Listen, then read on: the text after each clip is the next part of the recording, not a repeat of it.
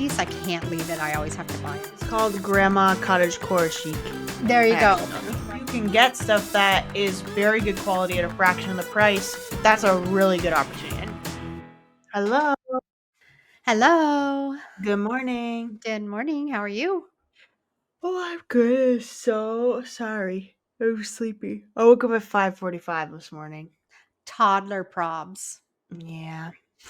It's like you have one or the other. He either sleeps for only 1 hour the whole day, but wakes up at 7, or he sleeps for his full 2-hour nap, but wakes up at 6 o'clock, 5:45, Yeah. 6 o'clock. And they won't figure that out for a lot of years. So, yeah. No. We have a fun podcast today. We are going to talk about things you should always look for and buy at the thrift store. Good deals. So brands. Yes. So we're going to talk about brands of things that you should be looking for, styles, materials. Yes. All of that stuff. Yeah. And this is really good for if you want quality things in your home from the thrift store that you should look for, or if you want things to thrift and flip and make money on. Right. So if you are someone who needs a bunch of new kitchen stuff, and we can talk about that, or if you're someone who wants to, go to your flea market and make a little bit of extra money, then this would be helpful as well. Or marketplace. Yeah. Or marketplace, that's true. Okay, so let's start at the top of the list. The first thing that I have on my list is things that you should always buy at the thrift store. Vintage, high quality kitchenware. Right. Yes. Yeah. So, which I get maybe, well, we both kind of buy a lot of stuff for our kitchen from the thrift store. Yes. I maybe buy more things that are like utility based, so things I'm actually going to use, whereas you maybe buy more things that just look nice. Would that be true? Yes, that's true, because you are the cook, the baker, the meal prepper, and I'm really good at just eating and snacks and not using Snacking. them. James is the cooker in our place, so he cooks, I clean, and but we still always, when we go to thrift store, look for good quality stuff that we can buy at a fraction of the price. So the first thing that I look for always, even though I definitely have enough and I don't need any more, is cast iron. Anything cast iron. Yes. Because it is really expensive. Yeah. And it is truly something that if you take care of, it will last forever. Like, that is something that you can hand down. And I do find that a lot of cast iron ends up at the thrift store because people don't know how to take care of it. So they get it, they use it 3 or 4 times, everything sticks to it, and they donate it. So if you can learn how to take care of it, there's always lots there that you can find. It's also heavy and bulky, and like it's a lot to have in your kitchen if you're not using it a lot, like for a bunch of different things. So it's definitely always there. One of the things that kind of a good tip that I like with cast iron, and you'll start to notice as you're looking, especially if you've bought in a new cast iron pot, is, and I don't really know why they did this, maybe it helps with cooking or something, but new cast irons have a lot more texture to them. So the actual metal is almost like almost sandpapery texture, not like it's smooth, it's not rough, but it does have a little bit more texture to it. Whereas older cast iron is very smooth, like you have that really sheen surface. And I have a smaller, just like a little, probably like 6-inch, 8-inch cast iron that is an old vintage one, and it's super smooth on the cooking side. And I like that one better than any of my new ones because it is so nonstick, because it's so smooth, and as long as you oil it properly, it will always stay like that. So that's kind of why I always look for cast iron, is because I actually like the old style cast iron better than the new style cast iron. And one way to find out when you're thrifting, and if you find one, is look for the maker and then Google it. and you'll find out if it's an older maker or if it's a new one. Or you can do a Google reverse image of the pan. I don't know, cast iron might be a little bit hard to do it that way Yeah. because they all kind of look the same. But do a little bit of research and you might find that you found a treasure that's worth lots, and you just need to season it up and you're going to have a beautiful cast iron pan. And if it looks busted, like if the pan Yeah. looks bad, Yeah. like it's, rusty, there's big hunks on it, they are never not like salvageable. Yeah. Cast iron pans, like you can the worst cast iron pan that you've ever seen, you can bring it back to looking perfect again. You just got to put in like a little bit of that elbow grease. And so even if it looks crazy and you're like, "Oh my god, that looks so bad." Still buy it because you can redeem it if it's something that you want and you're looking for. And I have seen actually YouTube videos of people that find them in rubbish and pull them out and bring them back to life. So you're exactly right, that can be done. Yeah. The next thing is my obsession right now: Mhm. pottery and Yeah. stoneware. I've been buying a Mm, lot of it too, actually. I love it. I love finding a good handmade piece of pottery.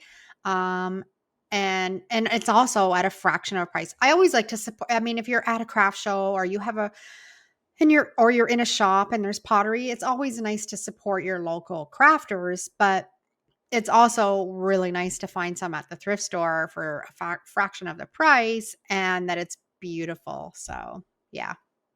Yeah, and you can always look like sometimes you'll look at the bottom and there'll be an inscription and you can tell if someone has just made this at Yeah. a pottery class and they've just gotten rid of it. Like those are kind of cool too. Even though they might not look perfect, it's like a funky mug that you can add. And I also like opening my cupboard and seeing a bunch of different mugs I instead of know. just like a uniform.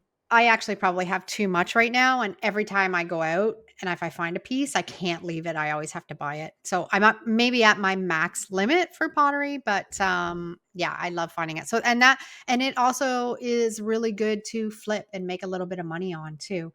If you find a good piece for a really good price, you can maybe on marketplace double your money on it if you're finding something. So, yeah. And I used to have an obsession for this. I don't Mhm. anymore. I've kind of moved now onto the pottery, but Pyrex and Fire King. Do you remember when I went through I that? know Pyrex, but I don't necessarily remember Fire King. So it's the same style kind of that 50s, 60s, 70s Mhm. dishware. It's just a different company name. So Pyrex is a Okay. company and Fire King is a company also. And there's people that are like huge hardcore collectors of the Pyrex and the Fire King. Yeah. You don't see it as much as you used to at the thrift store, but I think that's because there's more people looking for it because they know the value in it. Well, and I think that kind of came back in style. Like for a while, it was like you want the uniform, really like basic modern cookware, like everything is the same. And now a kind of mix match version is coming back where people want the kind of unique looking stuff. Very hot tip though, when you're buying anything that you know you're going to put food on or you know that you're going to cook with, please, please, please look it up and look at the what it's made out of, because there are things in there that still have lead, or maybe it was painted with something that is no longer able. So if it is something that you are cooking on, just look it up before and make sure that it is still safe to eat food out of, because that does Yeah. happen sometimes. There's a difference because I know a lot of collectors, they just put it on a shelf and it's never Yeah. used in their kitchen, but if you're planning on using it, yeah, that's a really great tip to do that. Um, and the big thing that I see a lot of people collecting is the Pyrex stacking mixing bowls. Yeah. Okay. I know exactly what you mean. Yeah, Yeah. and a lot of times you'll find one, and this is kind of like the treasure hunt of people that are Pyrex collectors. The hunt of you found one mixing bowl, now you have to go and find, you got to keep hunting to find the second and the third and the fourth bowl to make the whole collection because it's not very often that you find all of them together. Yeah. Yeah. For sure. Maybe I'll But look. I'll look for them now. yeah, I know they're lots of fun to find. Copper. which is something I've never really had much of. I don't use a ton of copper. I think for actually they're beautiful. I love the look of them. I think the utility of them is not super great. I don't think they like conduct heat very well. It's a little Mhm. uneven. Stainless steel is a lot better for that, but I love the look of them. And I think it would be if you had like a glass door where you had a bunch of them, like I think that would look really nice. Yeah, and I think that's what a lot of people do is they collect that copper cookware and it's more to display. And it also has a really good resale value too. All of these things that we're mentioning, again, you can remember use your Google search when Mhm. you're finding something. Take a picture of it and it'll bring up thousands of comparables and you can see what it's worth. So you can cross reference what you're paying for it, what it's worth. Am I going to take it home? From there. Plus, it's always really fun. I love going to the thrift store and finding stuff and then, taking a picture of it and then looking it up and going, oh, wow, this is so cool. This was made by, so and so, and it was from the 40s. And it's kind of neat to do that. Yeah, it's a thrill of the hunt. You like Yeah. you go towards something because you like it, and then you're like, oh, I wonder if this is something that could be. And you look it up, and it's like worth $80, and you're like, damn, maybe not enough to like resell it because you like it, but Yeah. it But you're definitely if only you find one in paying, the future. yeah. And you're only paying like $4.99 for it. And it's, worth $80. Hmm. And it's, you've got some value in that. And I do find especially with kitchen stuff because it is kind of like uh, you're always dependent on the people working there if they know what it is. Yeah. And I don't think a lot of the kitchen stuff passes by them Yeah. unless it's like Pyrex, which is very obvious. Yeah. But a lot of it because the brands aren't as well known, they don't have like name recognition. It just looks like any other old pan. So like it's you can get really good deals on it because it's something that is not known, whereas like clothes everyone knows what the brand name and high name of clothes are. So it's the is always a great place to go and look, especially if you need stuff. And I think I mentioned stainless steel is another good one to look out for if you cook on stainless steel, because again, like stainless steel is even more finicky than cast iron, and so a lot of people I get rid of stainless steel for that reason. Yeah. And I found a really really good stainless steel kind of saucepan, and I use it every day. I probably Yeah. paid $1 for it, and it the thing with stainless is when you get it, if they have a really thick heavy bottom, then you know it's really really good quality. Yeah. So if that's something you like to cook on, definitely pick those up. And they're kind of cast iron and stainless steel are kind of like really coming back in fashion because people don't want Teflon. nonstick anymore as much. Yeah, yeah. Something else that we have a lot of that James cooks with all the time is the enamelware. Oh yeah, I have my Dutch oven like that. Yeah. Is it Lagostina? That's a big brand, yeah. Yeah, That's not the one I have, but ours are that and orange. They're like the orange, set, yeah. and we Yeah. use them all the time. They're really good. What's the main La Crusette or Oh, whatever yeah, that are yeah, yeah. so expensive. Yes. And you can That one would find be them nice. every once in a while. They pop up and you can see Yeah. them. That's one that is kinda because again, the brand name is hard. They actually have a new thing out where because I cook all my bread in just my Dutch oven, with my regular Dutch oven, but they came out with, a Dutch oven, but that's specifically for cooking bread. So it's the Mm, exact same shape, and it's something that, like, you don't really need, and it's, like, $200, and it's definitely, like, you just want it because you want it, but it's really nice. yeah. Keep hunting. You'll find it. That'll be a hard find because it, like, just came out. They always have really nice colors too. Yeah. Okay, so that covers high quality and vintage kitchenware that you need to look at or look for. The next thing is solid wood furniture, Yeah. which in my area is very easy to find. Uh, I Not so don't much have mine. I know, and it really depends on the area where you live.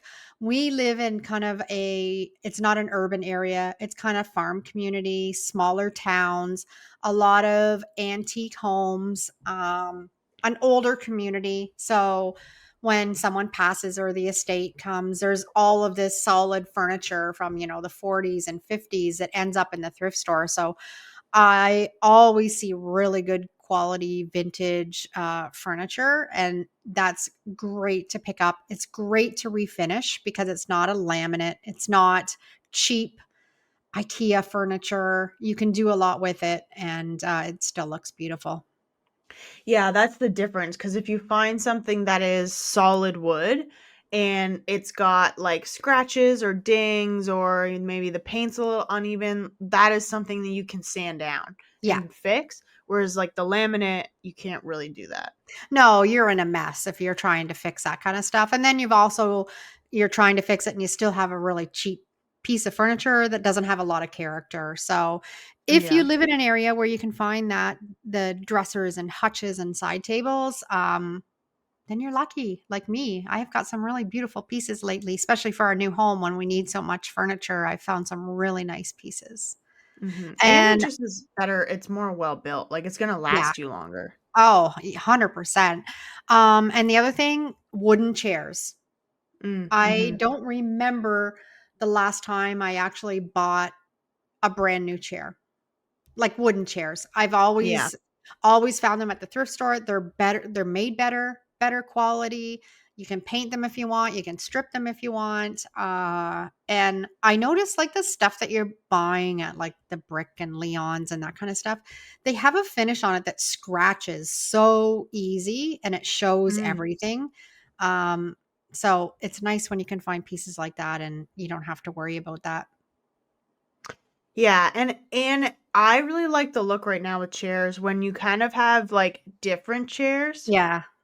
different style, like not wildly different, but maybe all those like high back wooden ones, Yeah. but you have different ones all around your table. So then you're not even locked into trying to find a set. You can just find a couple. And if you want to upholster them as well, maybe they look a little bit different with the way that the wood is carved, but you can put all the same cushions on them Yep, and and do that. Like that and would be pull it all cool. together. Yeah, Mhm. and, in our area anyways on Marketplace, if you have a solid wooden table and 4 chairs on Marketplace, it's gone. They sell Yeah. really quickly. Mhm. And then as you get the bigger table, like that in between table where you get up to like from 4 to 6 chairs, they always sell really well. And then when you get up to like the harvest tables, the bigger ones that have like 8 chairs, I find they don't sell as well because people don't have the room for them.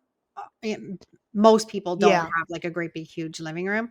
Mhm. But yeah, if you found a good deal at the thrift store with a wooden table and chairs, flip it on Marketplace, and if you can get it for a good deal, and you can probably make some money on it. And oftentimes it doesn't take much to really like bring it back up without doing like a full overhaul. Like you No. what was that in one of your old videos you had like a stain thing that you put on that like hid a bunch of scratches and Oh, the like you could Howard's just Restore-A-Wear. yeah, like just do that and it Yep. would look way better instantly. Yeah, and actually the dining room set that we have, Mhm. I haven't had time yet, but it needs to be scrubbed down and use that Restore finish, and that's the other thing. I bought a 2 hutches, a dining room table, 6 chairs, and a huge long buffet, and I don't think all combined we paid $500. And it Whoa. is gorgeous. It's ornate.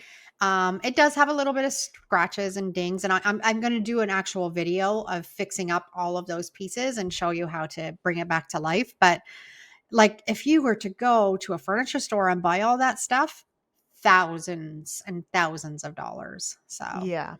And I would say out of anything that you can flip or you can buy and resell, like solid wood furniture, more of like the big pieces, like the dressers, the hutches, yeah, side tables, even bookshelves, everything, like that will be your best bang for your buck yeah, because people, I even know for myself, like people want them.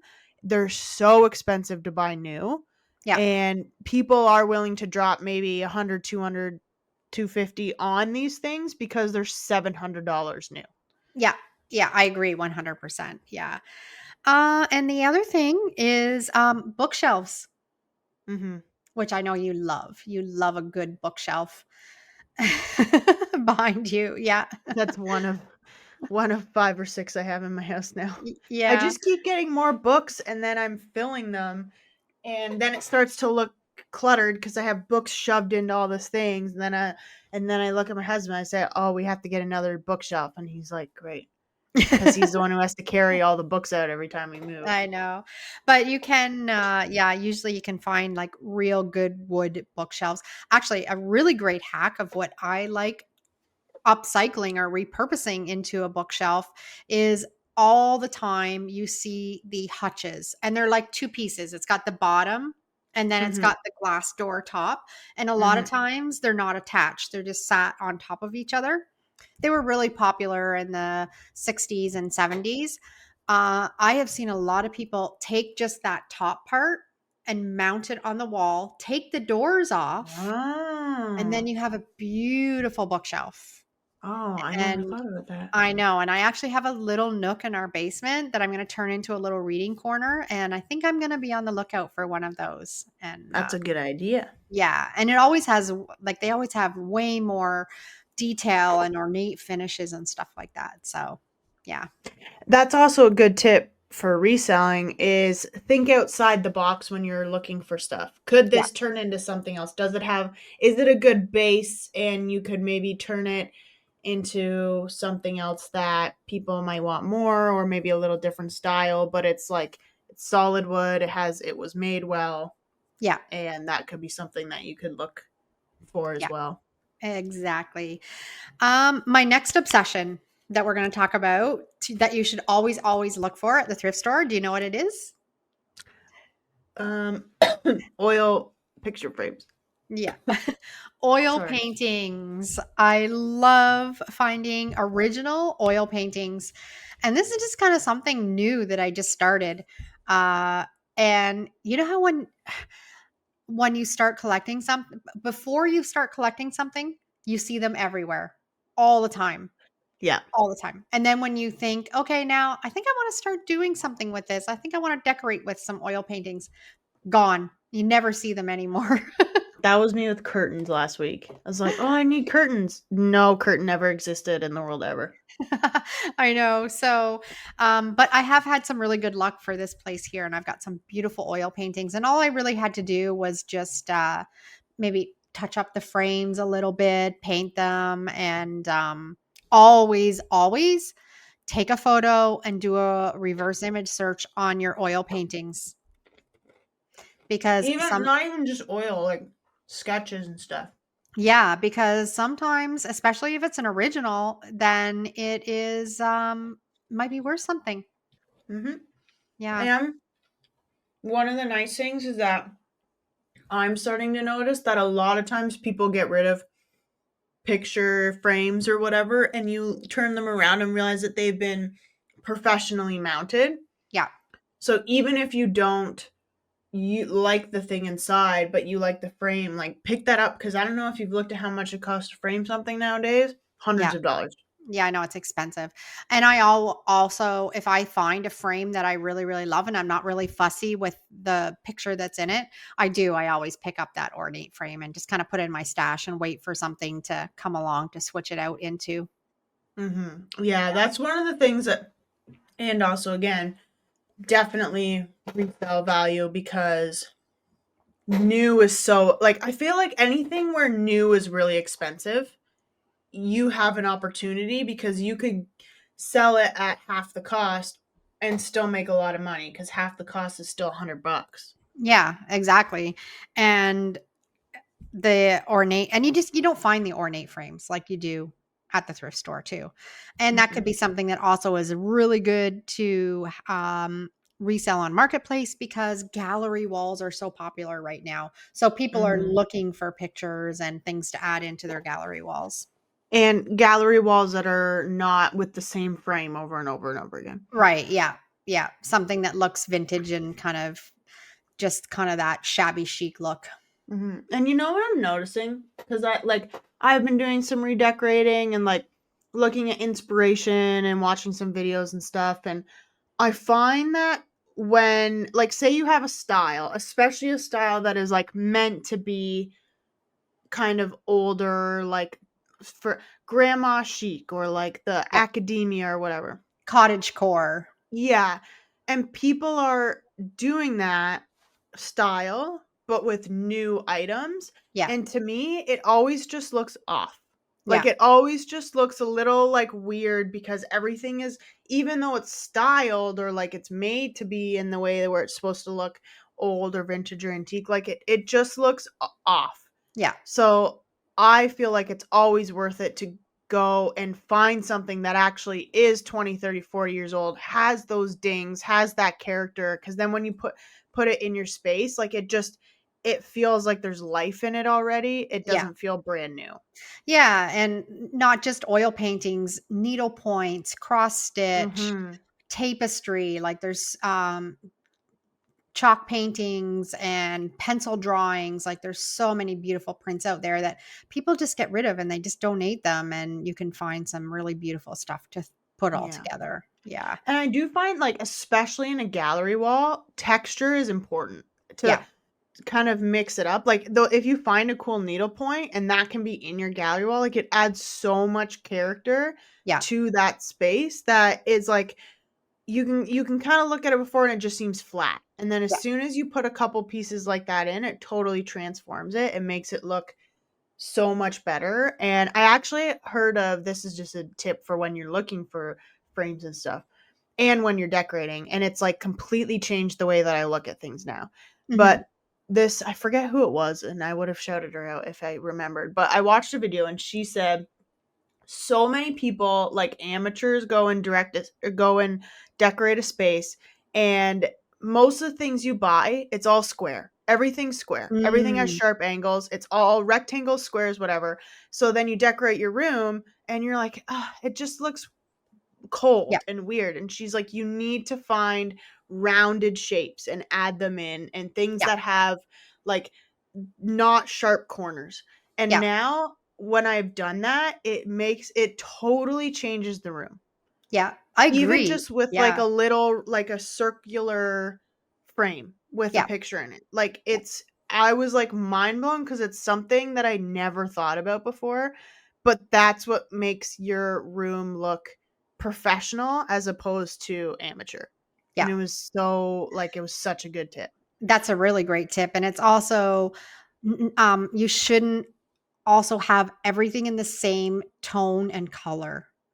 Mhm. So, like, different types of wood with a brass ornate oval frame, and just kinda mix and match them all up, Yeah, and you those can have are like a color scheme, like with yeah, wood I do, like I want warm woods as yes, opposed to cool woods, but I'm not yeah, gonna put all walnut in or something. yeah, exactly, and again, people are looking for stuff like that to create their own gallery walls. If you're looking to flip stuff like that at the thrift store, I would take your time, put a box together of 6 or 7 pieces, and then sell them all together as a lot, Mhm. and you might be surprised how you could make some extra cash doing that. You know what you could do? I just thought of a great business idea. Mhm. So, you go and find picture frames Yeah. and you redo the frames. They're like cool, one of a kind. You sell them as like a 6 to 7 pre-made gallery wall. And then you have an Etsy store with digital art, and people can go and put digital art in the frames that they pick out. Which we have some digital art. We do. Yes, we have Mhm. quite a few actually in our Etsy store. If you are looking for some stuff to frame, you should have a look through our Etsy store, because I have some really nice moody landscape photos, and we should put actually a whole bundle together. Good idea. For a gallery wall? Yeah, yeah. And Good do them idea. all 8 by 10, but you can still size them, but do just kind of things that would look really good in a gallery wall and put a bundle together. We'll do that. Mhm. Put it on our to-do list, Kirst. Okay. I'll add it to my list. The next thing that you should always look for at the thrift store is quality textiles. So Mm. that would be quilts, linens, tablecloths, and You can tell very quickly when you're at the thrift store what is good quality and what is not good quality Mhm. when you're looking at that kind of stuff. Weight, if you pick up curtains and they're, like, heavy, Yeah. then, Yeah. And even just like tablecloths, you can find some really beautiful tablecloths, not only linen ones, but handmade ones that have been crocheted. And it's fun to sort through all that kind of stuff. And do again, they're you really highly collectible, and some of them are worth some money. do you think people still use tablecloths? I think it's coming back. And you know why I think it's coming back is because I think there's a lot of people that love to decorate with that um, cottage core or granny. I don't know what the actual name of it, but it's like, It's called Grandma Cottagecore Chic. there you I actually go. don't know. Right. So, and I think that's where a lot of that comes in is putting down a beautiful tablecloth. And yeah. Have you heard of, the because I with my generation and, like, our age group is, like, everything is, like, an aesthetic. Like, it's Yes. like, "This is my aesthetic. This is what I" whatever. Like, my friend came over, Daphne, and, like, we're, like, Yeah. complete opposites. Yeah. So she got a new apartment, and she's decorating, like she's putting, like, cherries on the wall and, like, 70s, like, pink everywhere, and I Yeah. was like, "Jesus Christ." This is so not my like, that's what she wants. I forget what it's hers was like pop princess 70s whatever aesthetic. And Yeah. like my aesthetic is like definitely dark academia. Like Yeah. I've told Rot what she doesn't really totally agree with my decorating, but I said the minute you start decorating yourself, then you have a say, but you're not. Yeah. So I'm doing it. But like in my house, I want at any point to like light a candle and read a book. That's what I want it to Yes. feel like. Yeah. So that's like dark academia aesthetic. Yeah. But then there's a part of me in the spring that kind of wants to go into like the Nancy Myers aesthetic. So Yeah. do you know what that is? No, I don't know that one. So you should look that up because Nancy Myers is a female director, Okay. and she has done movies like It's Complicated, what was it? Not Bride. Here Comes the Bride or something with Steve Martin. But Okay. her aesthetic is like that old white Victorian home with like linen tablecloths, like a bunch of clay dishes. Google it when you're done this, and you'll be like, "This Okay. is what I." Okay. But you can watch the movies, and it feels very like warm. And her set decoration for that has all like it's people are obsessed with it. Yeah. So that is like an aesthetic that maybe is like why the grandma chic cottage core is coming back because It people love might to watch be. Yeah. those. Mhm. Which would lean right into looking for those quality textiles. And actually, Mhm. the textiles look really beautiful. Even just folded up in a cabinet. Like if you have a cabinet with a glass door, and you can kind of see into it. It's gorgeous if you have those linens kind of folded and stacked up, and you can just kind of peek through and see all those different textures. And it's a great way to add some decor to your house because a lot of times those linens are not expensive at all. Yeah, and I feel like even like just for myself, like I am someone who wants like my towels, my blankets, my sheets, all of that. Like I want them to be good quality because I don't want to have to keep buying them. Like those Yeah. are things that I want to last forever. Yeah. But it's getting so hard to afford that. Like it Yeah. because they're hundreds and hundreds of dollars to buy a towel set or to buy, a really nice fully cotton blanket. Like or sheets, like linen sheets. Like they're just it's everything is getting so expensive, and I feel like one of the only options unless you have thousands and thousands and thousands of dollars is going to the thrift store and finding them Yeah. and then being able to have something that A is going to last a while, B is good quality without, buying new. Like I just don't know. I don't Yeah. know like I don't know how you do it unless you're like Yeah. No, you just end up with crap stuff. yeah, yeah, and then your sheets are pilling, and Yeah.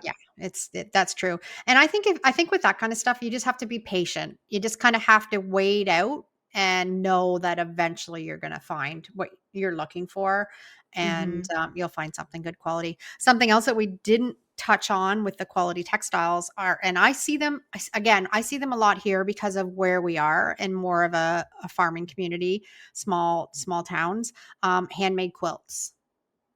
Yes. Yeah. Mhm. And we see a lot. And a lot of times we see them, I see them and they're damaged. So you know that they've been really well loved and they've been put through a lot. But head to Pinterest, pick up a quilt, head to Pinterest, and the inspiration of what you can do with those quilts is unbelievable. Number You one, can do them on the wall. yeah, you can hang them as a tapestry. I've seen people frame them. I have seen them just folded up, like we were talking about, putting linens in a cabinet. Um, People turn them into jackets, people or Mhm. like clothing, and yeah, there's so much that you can do for them. Again, it's kind of fun when you find those, and especially if there's a pattern on them, take a picture of it so you can do some research into it, find out what the pattern is, because all of those patterns used to have they have a name, they have, like I Like a sewing pattern, you mean? yeah, like the quilting name for it, so it's just kind of fun to do some research. And Mhm. I don't know a lot about quilts, but that is something that you could look into. And don't go hacking up a quilt until you actually know what it is and if it's worth anything or not. Remember when you used to make quilts and they never covered anyone's feet because you made them like 2 feet too short? I know, I made baby quilts for you guys, and well, you weren't even babies, you were, like, in No, I was like school. 12 and you made them and then everyone went to use them and they were like only this long. So then your feet showed all the time. I know, I think we still have all of those somewhere tucked around. Actually, Keenan was making fun of me about that the other day, about Yeah. that, so I actually had an idea. Now, with the quilts, I have a big like well not big, but like a staircase space that's yeah. blank that I had Yeah, no idea what to do and I could that would actually look really nice. that would, yeah.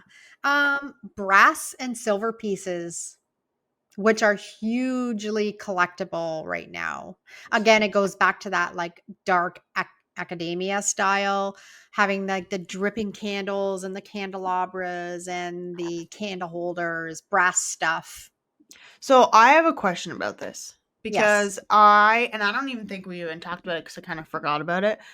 But when I went thrifting, so that's what I wanted. I wanted candlesticks, that same thing. You can put candles in, it looks nice, whatever. So I found silver ones, super heavy, like 3 ones and then matching. And I picked them up and then I looked at the bottom and it said that the base was lead. Oh, And so I was like, oh, frick. And I didn't know what to do because I really like them. I'm not yeah. eating off them. No. But then also it was silver coated with a lead base, which is what it Mm, said. But the right. silver had worn off. So now it's Oh, like, yeah. do I use it? Do I not buy it? Like better safe than so like how do you get around that part? Because I feel like a lot of the vintage ones are silver coated lead. Yeah, I don't actually find myself gravitating towards a lot of silver. So Mm. I don't know a lot about that kind of stuff. I kind of get drawn towards brass and that gold tones. But that might be something to do some research on, yeah, and find out. Yeah, I looked it up like a little bit and it basically said like if you're not eating off it, it's fine. Just like Yeah. wash your hands after you handle it. Yeah. But then it also said like if it looks like it's really worn and it's exposed, then Yeah. maybe Yeah. steer Pass up. clear. And I just like because I have a toddler in the house, like it would be in the office, but I just don't want him to like ever accidentally pick it up and it's like in his mouth. Yeah, yeah. So So that I might don't be know. something, if there's anybody that's watching or listening that has a lot of knowledge about that kind of stuff, drop some info in the comments, because I know a lot of people go to the comments, and maybe we can learn something if you are a Yeah. silver expert or you know something about that kind of stuff. So Because a full silver candlestick would be like so expensive. yeah. Oh, yeah, for sure. Yeah. But they are beautiful if you can find them. And I know. again, they're really great to flip and make some money on, from Hmm. there. Especially the Uh, brass ones. yeah.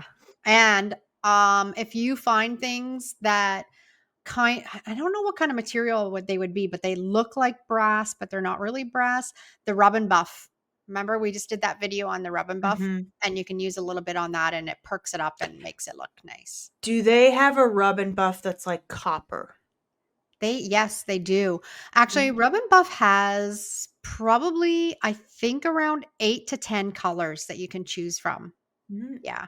And so you just have to look it up and see what you would want to use for the color. But I think that is an option. Yeah. Now comes one of your favorites for things you always buy at the thrift store is books. Yes. You are a book lover. I buy books for reading Yes. because people a lot of people buy new books to read and then just give them away. Yeah. Which is so there's always if you're a reader, which you probably already know, there's always like newish books that you can find. But I have been getting vintage books for Yes. For decor, and I decor. have some Yeah. pretty cool ones that I've found. Yeah. We have a thrift store. Now, Kirsten's arriving here on Friday and she's going to be here for Mhm. quite a few weeks. So I will take you to the thrift store that we have in town here because they have racks and racks of books. Every book that's there, five for a dollar. Okay, well, what am I supposed to do with that? Well, no, you just pick out ones that you want to read, but I guess No, you but can't. like I can't take them home. True. That's true, but you can help me pick out some for mine. I every time I go, I grab a handful because I love to use them as a decor. So I always grab some and then bring them home and use them. But I yeah. also think it would be kind of cool because I went through. I there was like one thrift store that was like run by one of the churches, and so they always had old prayer books, like super like Mm, 1800s prayer books. wow. And and they look really cool. And I picked a bunch up a while ago, and opened it up, and there was like handwritten stuff in it. It literally said like Oh, 1869 or something. wow. And but my immediate thought was like when I was like 90 or whatever, Yeah. and I've passed away, kids are cleaning out my house, and they find this prayer book from like 1860. Do you Yeah. not think they would be like, what the hell? Like, sorry, I probably shouldn't say that when I'm talking about church. You're But gonna they would be be like, this is haunted. Why does she have this? And then it would be this whole mystery of why I have this old prayer book and who's writing in Yeah, it, but then and I think of think it'd the be cool. conversation. Think of the conversation that you've started there. Um, yeah, and the other thing that I love, love, love collecting, cookbooks. I never cook. Mhm. I never even use a recipe out of them, but I love them the way they look in a kitchen on a shelf. Okay, can I so I because I'm using one right now to hold up my laptop. Yes. So I'm just gonna move my laptop for a second. Okay. So look at this. Is that a cookbook? So The New New York. York, I talked about it last time. The Yeah. New York Times cookbook. Nice. So look at that's fine, and then if you open it up, also look at that green, like on the I inside. know. Very So regal. you open it up. So the New York Times cookbook is like iconic. Like Right. it's still getting printed. So Yes. copyright 1961, Okay. printed in the United States. Yeah. That's the copyright. So this was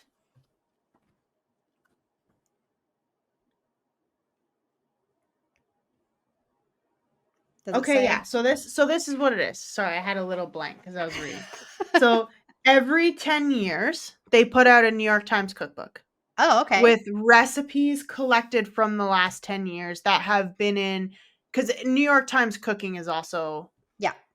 like I watch a lot. I made croissants this weekend from New York Times cookbook, like Yeah. cooking. That's where. And they have a So they, channel.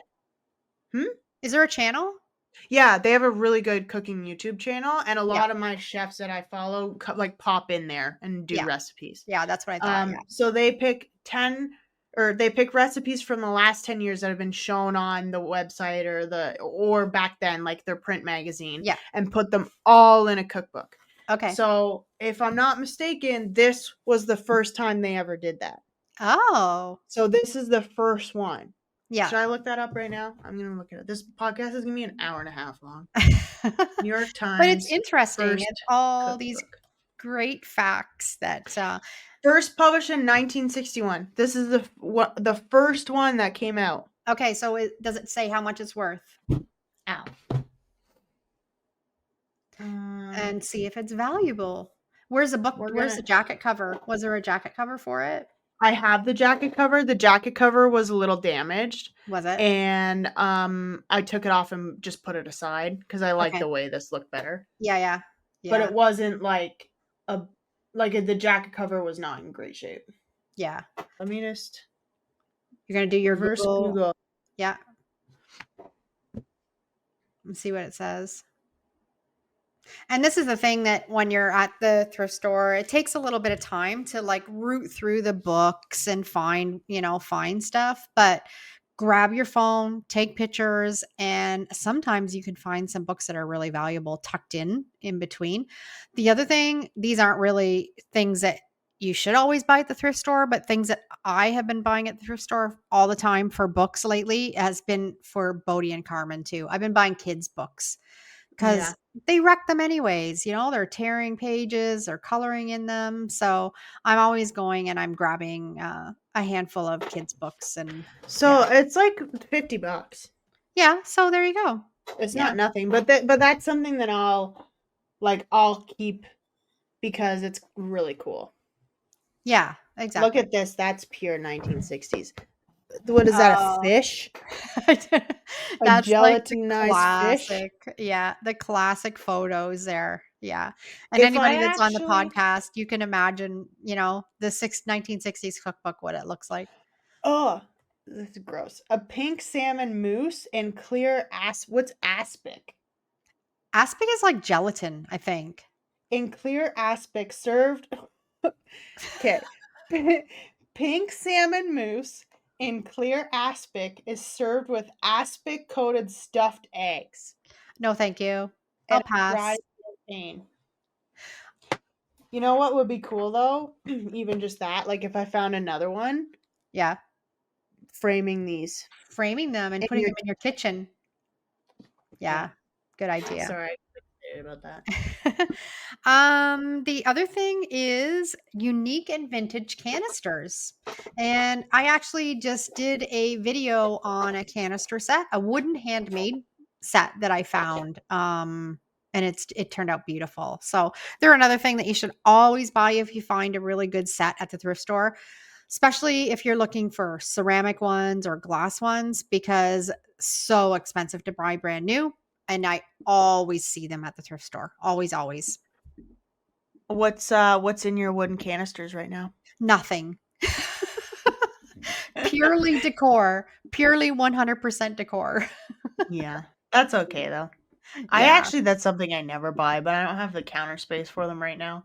Yeah, I guess I've never really noticed that you've had. But I actually have a ceramic one in my coffee bar that I fill up with coffee and yeah, so I'm always looking for those. Leather Mm. goods. That's something if you see something of good quality, you should always pick up. I have Purses, 3 or 4 leather jackets that I got from the thrift store. leather jackets, belts, 100% leather Mhm. belts. I don't know if you've priced a brand new leather belt lately. Expensive. So if you can look for Mhm. those, you can always find them. Um, and another thing is baskets. Mhm. They're not really worth a lot of money, but they're definitely people collect them. They're not as popular as they used to be. Remember when the basket walls were a big thing? Yeah, yeah. And people were When it was collecting. like farmhouse boho, very Yeah, and popular, it's yeah.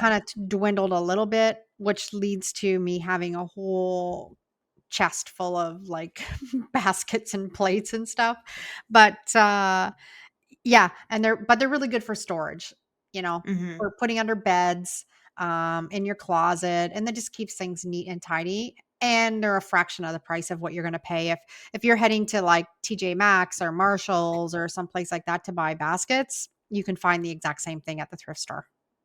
Yeah, they are kind of expensive. They're like 30 Yeah. bucks each. Yeah, I know, they can get really expensive. The only thing is if you have a spot where you need 3 baskets that are all kind of the same size and look the same, then you're kind of limited to what you're going to find. But if you don't care and you like kind of like the different textures of the baskets, you can always find them at the thrift store. Yeah. And number 10, this is the last thing on our list of things that you should always buy at the thrift store: tools and hardware. Mm, that's a good one. And I know, and I am actually, I don't so much anymore look for stuff because I have my whole kind of, I have all of my tools and I have most of the stuff that I need that I've collected. My pliers, screwdrivers, um, anything that I'm using to DIY, I would say 90% of it came from the thrift store. And always buying the tools, you have to be a little bit careful with because a lot of times tools get donated because they didn't work properly. Mm-hmm. So you want to make sure that they're going to work properly. But that being the case, if you are in the market for tools that you want to DIY with, like just basic chop saw, jigsaw, sanders, go to your pawn shop. And Yeah, I was gonna say that, or like Marketplace would probably be a good one for that. yeah, yeah. But if you do find tools for a really good price and you don't need them, they are actually will flip really well on Marketplace for you to make some money on too. Mm-hmm. Yeah, I think just overall, like I'm looking at all of this. All of these things brand new are getting so expensive. Yeah. And I think if you are reselling, you maybe now more than ever have a really, really good opportunity to make some pretty good money because like people are just getting priced out of buying new. Yeah. It's way too expensive to buy new furniture for when you get a house. Like it's way too expensive to buy all new kitchen stuff. So if you can get stuff that is very good quality at a fraction of the price from someone who has already curated it for you because you also don't have the time to go on hunt, Yeah. that's a really good opportunity. And people have been doing it forever, but I think there is going to be even more of an opportunity to do that, make some extra money, and just kind of be on top of the trends, be on top of what people like. But I know even me, like if I am looking for something, like say the gallery wall, like I would pay a little extra money if someone went and did spent that time for me. Yeah. Yeah. And put something together and then bought it. Hmm. So all of these things that we mentioned today, of course, it's not always about just buying it and flipping it, making money. It's about being able to make a beautiful home that you love and you want to be in and not spend a fortune. And you can so easily, so easily. Hmm. Yeah. And every one of those things that we had on the list today, um, you can walk in the thrift store tomorrow with this list and find one of every one of those things. Yeah. And just I think we talked about it last podcast was make a list, have your list when you're there at the podcast, er, at the At the podcast, thrift store. at the thrift store, and then you'll remember what you need to buy and you will just be better at being organized in that way. Exactly. All right. Well, that was fun. That was a good chat. Hmm.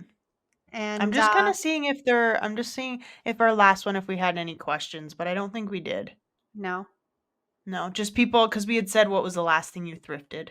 Yeah. So And that was about it. head into the comments if you're listening or watching and yeah, show us some love and support and let us know what your favorite thing is to buy at the thrift store. Or if you are reselling, if you're a thrifter and a reseller, what are your tips? Do you have any Yeah, tips? exactly. And share them. Okay, that's great. Good podcast. Lots of fun. One walnut? No, thank you. All right. We'll see everyone in the next Okay. video or the next podcast. Love you. Love you too. Bye. Goodbye.